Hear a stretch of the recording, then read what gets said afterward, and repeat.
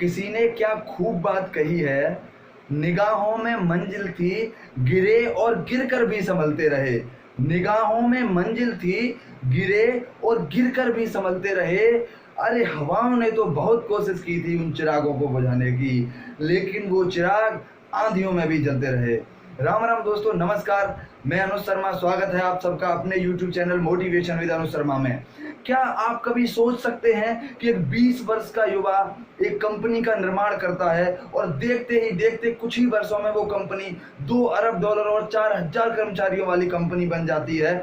लेकिन दुर्भाग्यवश कुछ ऐसा कारण बनता है कि उस कंपनी के ही कुछ सदस्य उस व्यक्ति को कंपनी से बाहर निकाल देते हैं। अब आप क्या सोच रहे होंगे कि उस व्यक्ति ने सुसाइड कर ली होगी, वो मर गया होगा, या डिप्रेशन में चला गया होगा, या वो टूट गया होगा, या वो कुछ नहीं कर पाया होगा जिंदगी में। नहीं, ऐसा कुछ भी नहीं है। अभी हम बात करने वाले हैं एक ऐसे महान व्यक्तित्व के बारे में। ये कहानी कोई काल्पनिक नहीं है, ये एक सत्य घटना पर आधारित कहानी है।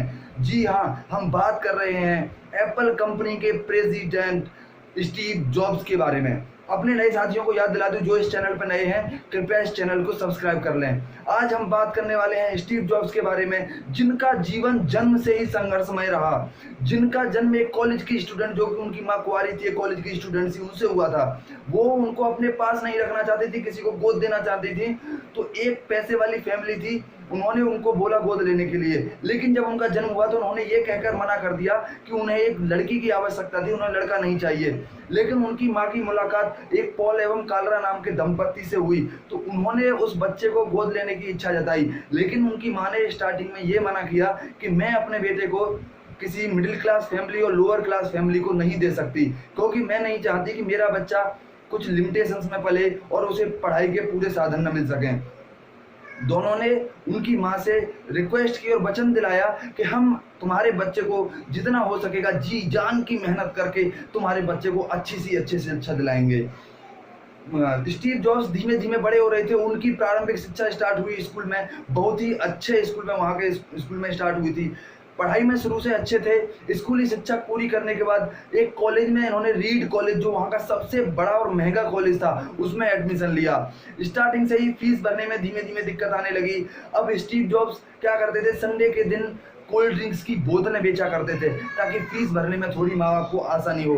लेकिन फिर भी काम नहीं चल रहा था। अब स्टीव जॉब्स ने अपना हॉस्टल का कमरा छोड़कर अपने फ्रेंड्स के हॉस्टल के रूम में जमीन पे सोने लगे।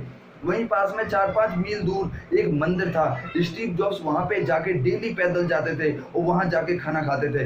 लेकिन इतना सब करने के बावजूद भी फीस पूरी नहीं हो पा रही थी। उन्होंने अपने माँ बाप को बहुत ज़्यादा स्ट्रगल करते हुए देखा, तो उन्होंने कॉलेज छोड़ने का निर्णय ले लिया और कॉलेज छोड़ दिया। अब इतना बड़ा संघर्ष कर रहा है व्यक्ति, उसके बाद उन्होंने सिर्फ क्रिएटिव क्लासेस जो वो लेना चाहते थे, वहाँ के अच्छे अच्छे कॉलेजों में वो जाते थे और क्लास में पीछे बैठकर वो क्रिएटिव क्लासेस लेते थे।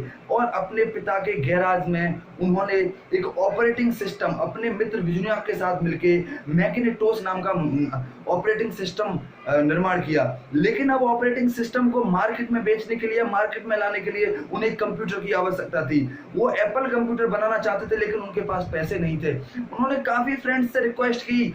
उनके एक दोस्त माइक मरकुल्ला ने उनकी हेल्प की और उन्होंने एप्पल कंप्यूटर बना लिया।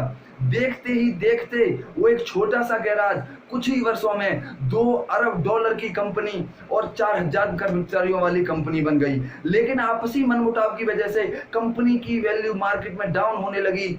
और एक दिन बोर्ड ऑफ डायरेक्टर्स की मीटिंग हुई और उसमें स्टीव जॉब्स को दोषी करार दिया गया कि इनकी कमी है, इनकी ही कमी से कंपनी की वैल्यू मार्केट में डाउन जा रही है, और उनको कंपनी से बाहर निकाल दिया गया। वो उनकी जिंदगी का सबसे बड़ा दुखद पल था कि अपने पीक पर पहुंचते पहुंचते वो एकदम धड़ाम से नीचे आ गिरे थे।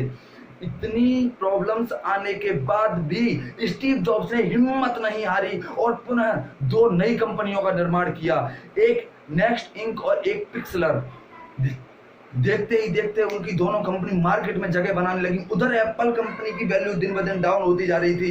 एप्पल कंपनी में एक और बार बोर्ड ऑफ डायरेक्टर्स की मीटिंग हुई और उन्होंने कुछ साल बाद स्टीव जॉब्स के साथ मीटिंग की, उनसे रिक्वेस्ट की वापस कंपनी में आने की। स्टीव जॉब्स ने उनकी रिक्वेस्ट एक्सेप्ट की और अपनी पिक्सलर कंपनी के साथ वापस एप्पल कंपनी में चले गए। वो उसके बाद उस टाइम पे एप्पल कंपनी में एज अ सीईओ उन्होंने पद ग्रहण किया।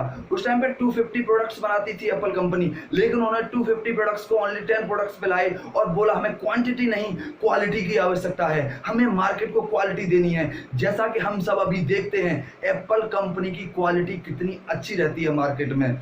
कुछ सालों बाद उन्होंने सीईओ पद से इस्तीफा देकर बोर्ड प्रेसिडेंट का पद संभाला।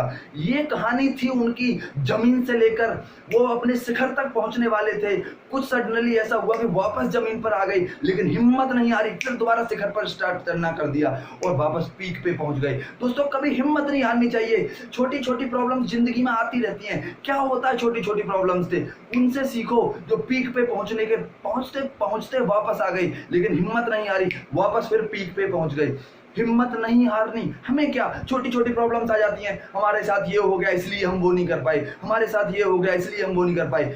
कुछ नहीं चलता बहाने जिंदगी में। अगर मेहनत करोगे तो सफल होगे। स्टीव जॉब्स से बहुत कुछ सीखना चाहिए हमें।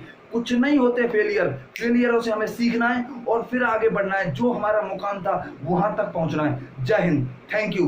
अगर वीडियो अच्छी लगी हो तो कृपया कमेंट करके बताएं, और इस स्टोरी से आपको कुछ सीख मिली हो तो कमेंट में जरूर बताएं, और चैनल को सब्सक्राइब करो और बेल आइकन दबाना ना भूलें, ताकि आगे आने वाले अगले अपडेट्स आपको कंटिन्यू मिलते रहें।